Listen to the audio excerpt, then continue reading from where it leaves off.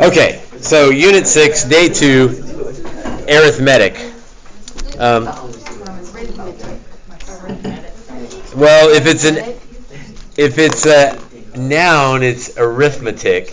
If it's an adjective, it's arithmetic. Parts of speech. Yeah. Because this is a type of sequence. All right. Shh. So it's an arithmetic sequence. And yes, later we may do some arithmetic, but we pronounce them differently. Notes 3, just so you can kind of know where we're headed, is geometric sequences and partial sums. And so we'll talk about the difference between those two things. An arithmetic sequence, not an arithmetic sequence, but an arithmetic sequence is a sequence whose consecutive terms have a common difference that we call D, a common difference. So that means that if you take a term, any term, and you subtract the previous term, you get a common difference. That's hence the name common difference. Difference subtraction, they're all equal. So it would also equal A of 138 minus A 137, right? Any term minus the previous term gets you that common difference. Another way to say that is you add something each time to get to the next term. Let's jump in and do some here. Write the first 4 terms and find the common difference in this arithmetic sequence.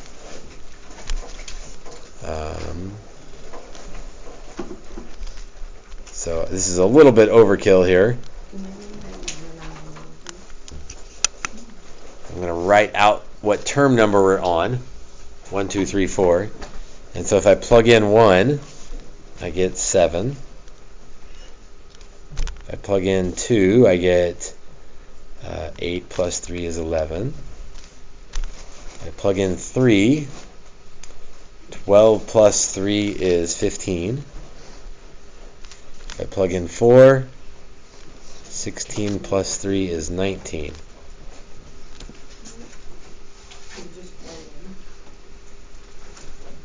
Now, what's the pattern? What's happening to get from one term to the... You're adding 4. That's sort of the recursive definition, is you add 4. And so that means the common difference is equal to 4, because we're adding 4 each time.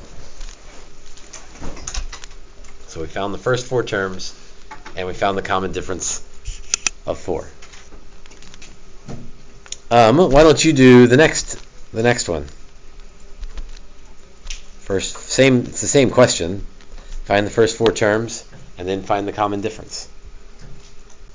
So what's my common difference? Be careful. Negative 5. To get from one term to the next, we are subtracting 5.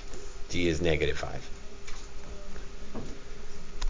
5. Number 3 looks a little bit weird because it's written like a fraction, but we can still do this. So if I plug in 1, I get 4 over 4. If I plug in 2, I get 5 over 4. And again, we don't like reducing in this unit because you lose sight of what the pattern is. So leave it unreduced. Plug in 3. 3 plus 3 is 6. 6 over 4. I'm pretty sure I figured out this pattern. 7 over 4, 8 over 4, and so on. Wait, are the first 4 terms always 1, 2, 3, 4? Yes. If it's written like this, I should be careful because yesterday we did the summation thing, and sometimes it started at 4 or 3. So be careful. But if it doesn't specify, then yeah, we'll start at 1. All right, how about the common difference for those? It's really easy to see when you don't reduce them. And it's 1/4. Right? If you had reduced them, it'd still be 1/4. It'd just be a little harder to recognize that.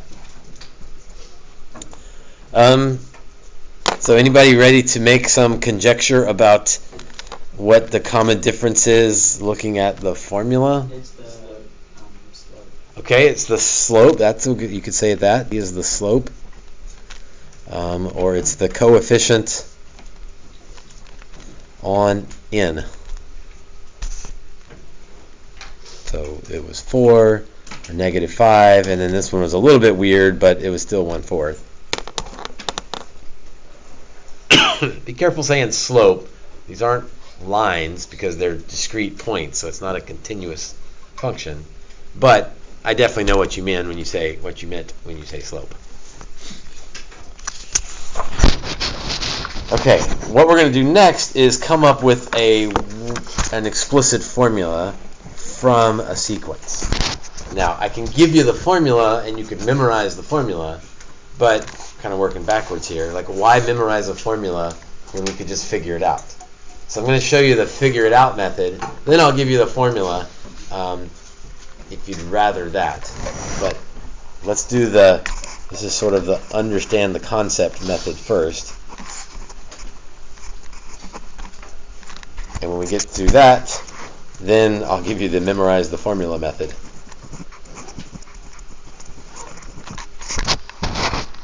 I'd rather you understand the concept. That way it makes the rest of the unit easy if you understand this concept, because then you're not tied to a formula and it makes it easier to figure things out. We'll see that in a minute. Alright, so let's take this sequence 10, 16, 22, 28. Clearly we're adding 6 each time, which means it has a common difference of 6. Which means, you guys kind of already know this, kind of build this formula. If the common difference is 6, then I know part of the formula has to be 6n, right? Because you just told me that the common difference was the slope, or the coefficient of n. And so then it's just the question of, well, what do I need to add to sort of make it work? So we got the 6 already. We're kind of jumping out of order here. Start with 6n. We did that because the common difference is 6. Then ask yourself, what do I need to add or subtract to 6 to get to 10? 4. So 6n plus 4 would land me at 10. And then maybe I check another 1 or 2 just to make sure. If I plug in 2, 6 times 2 is 12. 12 plus 4 is 16. I plug in 3. 6 times 3 is 18. Plus 4 is 22. And those are checking out. So that's sort of the figure it out method, is start with 6n, or start with your common difference, and then figure out whatever else you need to get to that first term. And then you can check it to verify. To me, that's the easier way to go, because you guys picked up right away that the common difference is the slope.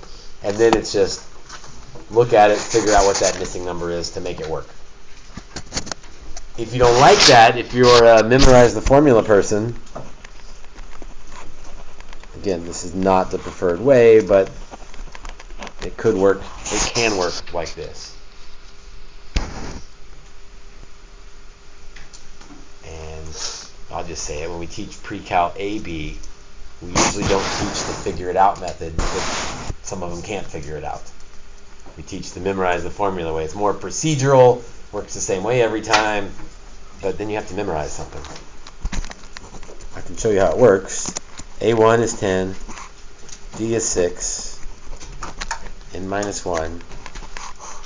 So if we distribute the 6 in, or distribute the 6, we end up with 6n plus 4.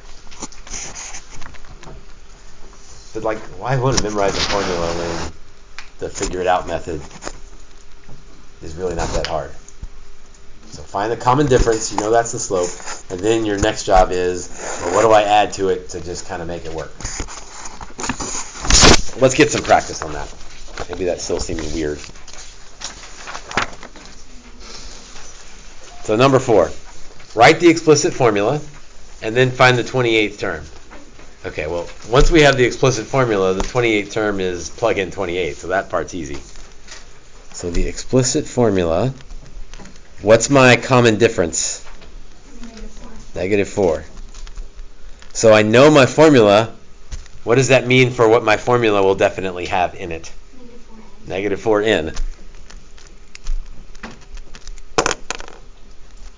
Okay, but then I need to put something on the end of that to make that first term work.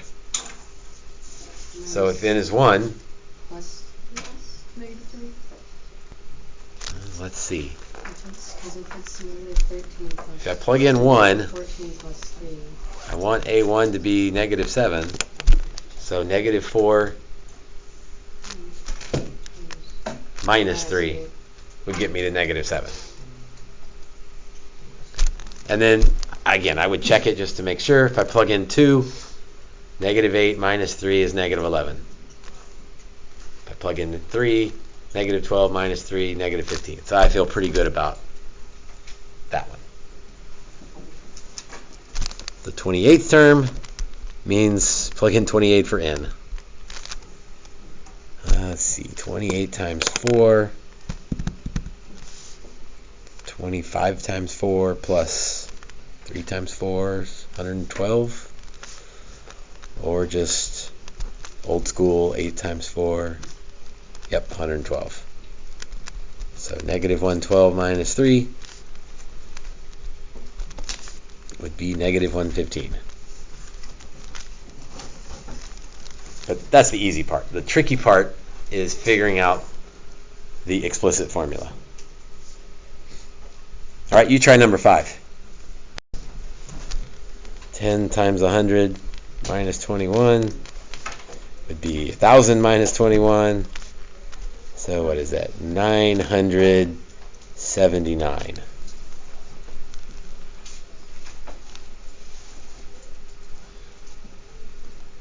Okay, number 6 is where the figure it out method shows a concept understanding that makes number 6 easy, that if you use the formula method, it takes a while to do number 6. The 4th term is 20, and the 13th term is 65. What is the first term? Okay, well, to get from 20 to 65, how many steps is that? 9. That's 9 steps, and the steps we've been calling d, the common difference d. So 20 plus 9 steps would land me at 65. Equals 5. Does that make sense? I mean, yeah, it's algebra after that, but the concept of figuring that out. So 9d is 45, so my common difference is 5. Okay. What is the first term? So I know my 4th term. How could I get to my first term if I'm starting with my 4th term? Subtract. I would go backwards 3 spots. I'm going to subtract 3 spots to get back to A1. For some people, it's helpful to draw out there's the 4th term, 5th, 6th, 7th, 8th, 9th, 10th, 11th, 12th, 13th. I ran out of room. 9 spots to get there. Easier to go backwards. So if I go backwards 3 spots, I'll land at A1. A4 is 20. And I go backwards 3 spots.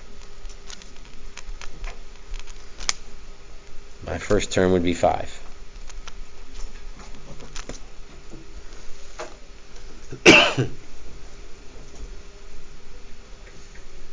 I think that's much easier. Well, it's trickier on the brain, but it's easier on the writing it out than using formulas. So think about steps, how many steps to go forward, how many steps to go backwards, that sort of thing. You try number 7, same type of thing. Figure out what D is, so how many steps does it take to get, so what's D, and then how many steps to get the 50th term. So try number 7.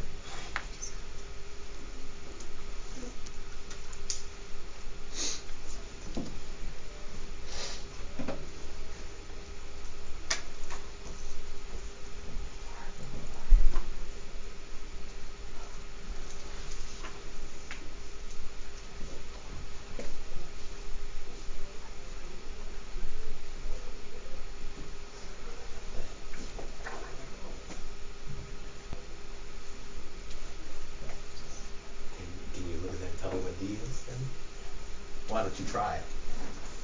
Mister, I can figure it out. I don't know what to do with that.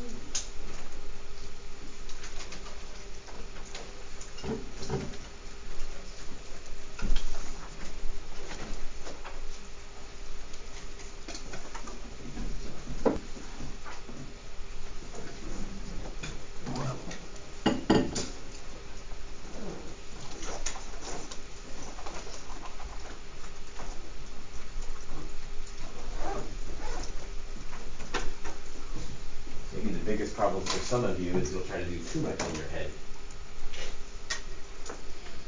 Right, from the 7th to the 19th term, that's 12 steps. From 13 to negative 23, that's down 36. So D is negative 3. Probably not the best way to go. 13 plus 12 steps equals negative 23. So 12 steps is negative 36. So D is negative 3. I think I saw that on all the papers of the people who are trying the problem. So D is negative 3. And then to get to the 50th term, you could start with the 7th and go 43 terms away, or you could start with the 19th and go 31 terms away. Doesn't matter.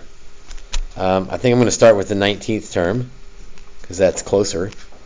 And I need to go 31 steps away to get to the 50th term.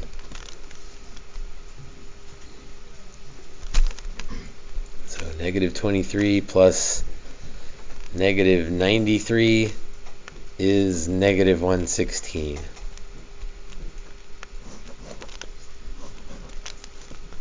So we have sort of doing this without formulas. We're just thinking through how many steps does it take to go forward, to go backwards. That's sort of the easier process. All right, this is kind of interesting. I'm going to do this a different way than Carl Friedrich Gauss did. But one of his teachers asked him to add all the integers from 1 to 100. So it's like, all right, you could do that. 1 plus 2 is 3, plus 3 is 6, plus 4 is 10. It's like, that would take a while. So Gauss comes back after only a few moments, and the teacher was like, what the heck how did you do that? That was too quick. And so here's what he did. He sort of lined it out like this, like, all right, what if I added 2 times? That way each little piece I can add up to get 101. Now, that's twice as much as I need to do, but we'll fix that later. So each little bitty sum is 101. We do that 100 times, but that's twice as much as we need. So 100 times 101 divided by 2, you add up all the numbers, you get 50/50, which is pretty cool.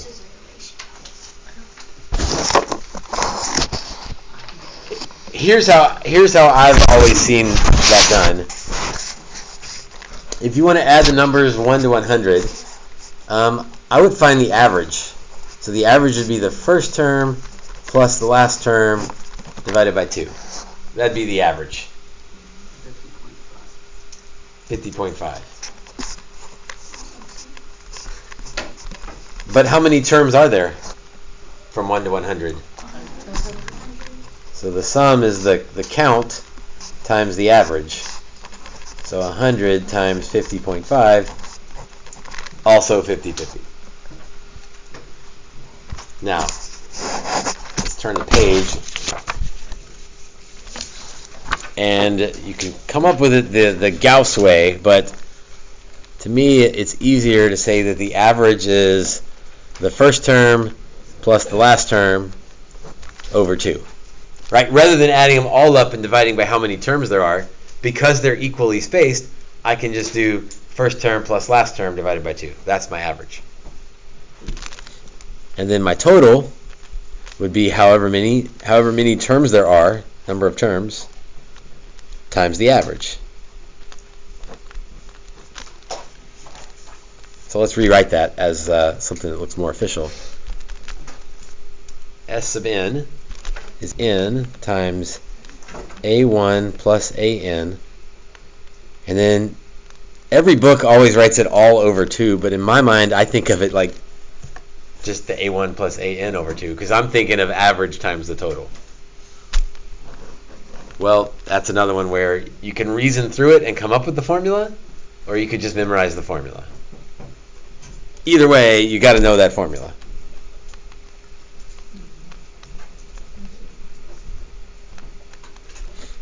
So you can memorize it, or you can kind of reason through, well, it's just the average times the total. That is not how Gauss did it, but he landed at the same spot. All right, so let's use that on number 7. Find the sum from 1 to 27 of this thing.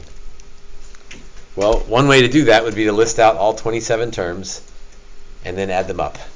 But that would not be the preferred way to go. What we need is, from our formula, we need the number of terms, we need the first term, and we need the last term. And then we can go from there. So how many terms are there if we go from 1 to 27? Careful. If we go from 1, if we start counting at 1, you sort of overcomplicated this. Wait, it's not 26. It's 27. I didn't say 26. I heard 26 from somebody. It wasn't. No one will confess to it. 27 terms. The first term, so that means just plug in 1. 5 minus 1 over 2. 4 over 2 is 2. And then the last term would be plug in 27. 5 minus 27 over 2. Negative 22 over 2 is negative 11. Now I've got my pieces. Now I can go to the formula. N times the average. So 27 terms times 2 minus 11 over 2.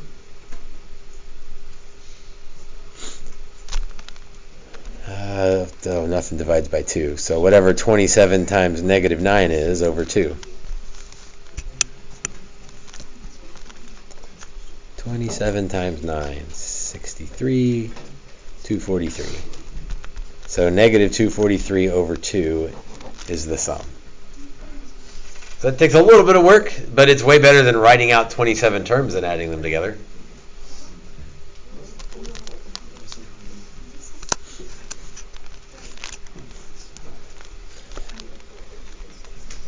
Number 8, I'll let you try, but be careful. How many terms are there if we go from 3 to 20? 18. Because you got to include the 3 is the thing. If you do 20 minus 3, that means you didn't include the 3. So 18 terms. So you just do whatever it is plus 1? Yes. If it's not 1? Well, even if it is 1, you can do 27 minus 1 is 26, plus 1 is 27. Oh. 20 minus 3 is 17, plus 1 is 18.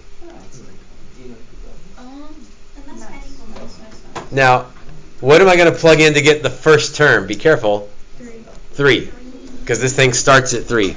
So you may notice I relabeled that. Instead of A1, I just called it A first.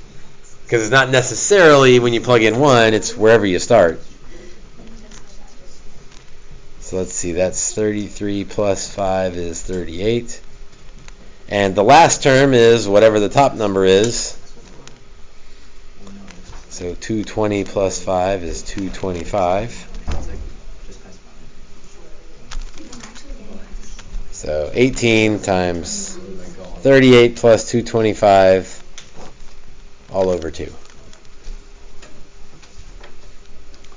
This time the 18 and 2 could reduce, make life a little bit easier. So that would give us 263.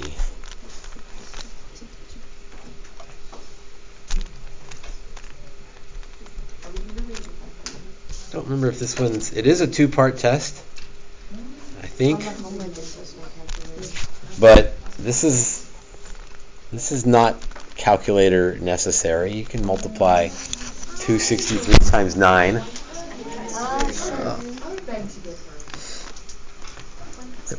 Good practice.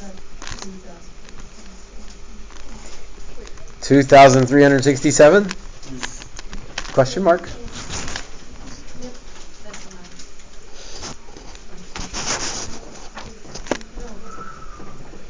Number 9. Yeah, we're good. This is it. Find the 16th partial sum. So n is 16. Got that part. And you're subtracting 5 each. A1, that's easy. But the 16th term is maybe the tricky part. Wait, what? How is it the 16th? Why is it 16th? Because it wants the 16th sum. So add up, that means add up the first 16. Oh, okay. So I know I'm using 16 terms. Obviously the first term is 100. I am subtracting 5 each time. That'll help me find the 16th term. In fact, yeah, I could just do 100 minus 5. How many times do I need to subtract 5?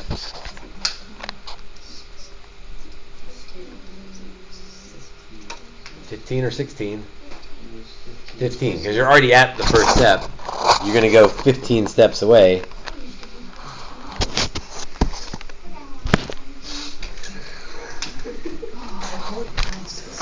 So 100 minus 75 is 25. And now you've got your pieces for the formula. So 16 terms times the average of the terms.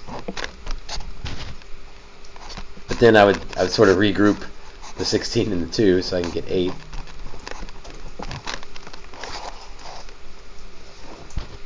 Times, wait, I did something wrong here? Why is this different than the notes? No, the notes are wrong, that's why. Isn't it 100? Did they use 16? They use 16. But if you go 16 steps away, you're on the 17th term. Yep. Because 1 plus 17. So 8 times 125. 4 times 125 is 500. So 8 would be 1,000.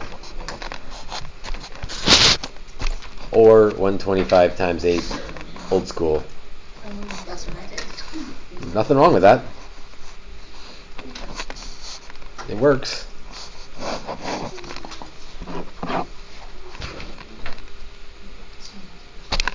Yep. Here's the notes I was going off of. First term 100, yep. Last term 100 plus 16 steps away, that would put you at the 17th term. Shameful. I'll not tell you where those came from. Number 10. They are on school. You're right. The 15th partial sum. Oh, this is a backwards problem here. Is found to be 300. So I know the answer. I got to kind of go backwards here. 15th partial sum. First term 25. What is the common difference of this series? You know what? I'm going to kind of outline it like I did all the others. Fill in the blanks as I know them. So 15 sum, so 15 terms. First term's 25. I don't know the 15th term, but I know the sum is 300. 300 is 15 times 25 plus A15 over 2. That's kind of yucky, but we can figure this out. I would multiply by 2 first, so I don't have any fractions anymore.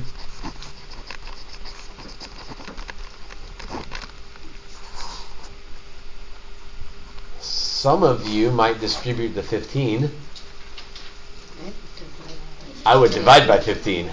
Yeah, I mean, distributing would be fine, but dividing would probably be easier.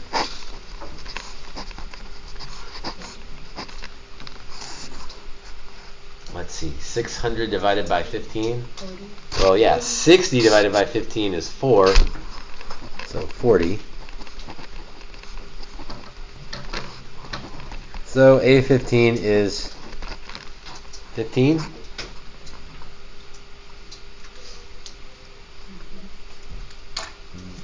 But what's... So am I done? Because it asks for the common It asked for the common difference. All that work, and we got an answer, but we didn't get we didn't find what we're looking for. So the 15th term is 15. The first term is 25. How many steps is it from the first term to the 15th term? 14. Let's see if they did that one right. So negative 10 equals 14 times d. So negative 5/7 for the common difference. Can you move the paper to This way, the other way.